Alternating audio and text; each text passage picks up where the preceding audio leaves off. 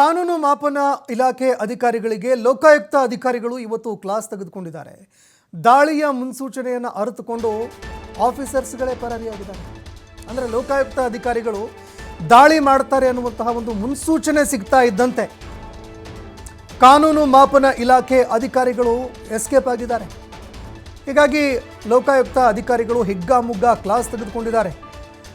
ಲೋಕಾಯುಕ್ತ ಅಧಿಕಾರಿಗಳ ಕ್ಲಾಸ್ ತೆಗೆದುಕೊಂಡ ಬಳಿಕ ಒಬ್ಬೊಬ್ಬರಾಗಿಯೇ ಸಿಬ್ಬಂದಿಗಳು ಆಗಮಿಸ್ತಾ ಇದ್ದಾರೆ.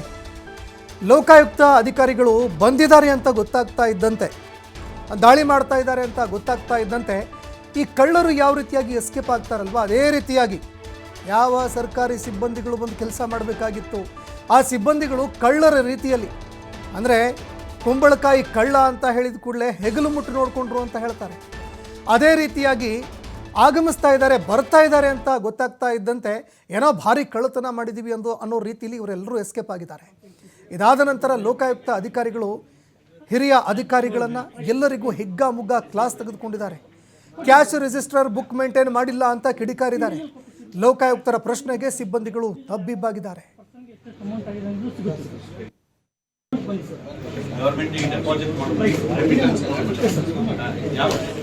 What head you have collected?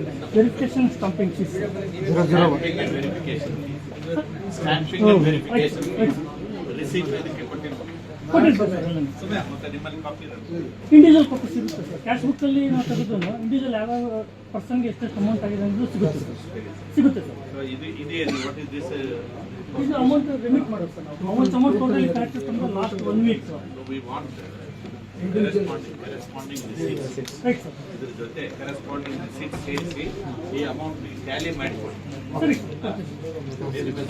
ಅದಕ್ಕೆ ಅಮೌಂಟ್ ಬಂದಿ ಸರ್. ಗವರ್ನಮೆಂಟ್ ಗೆ ಡೆಪಾಸಿಟ್ ಮಾಡಬೇಕು.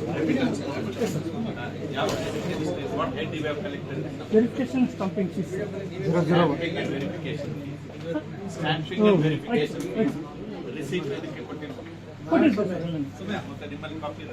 ಇಂಡಿವಿಜುವಲ್ ಕಾಪಿ ಸಿಗುತ್ತೆ ಸರ್. ಕ್ಯಾಶ್ ಬುಕ್ ಅಲ್ಲಿ ನಾವು ತೆಗೆದು ಇಂಡಿವಿಜುವಲ್ ಯಾವ ಪರ್ಸನ್ಗೆ ಎಷ್ಟು ಅಮೌಂಟ್ ಆಗಿದೆ ಅಂತ ಸಿಗುತ್ತೆ ಸರ್.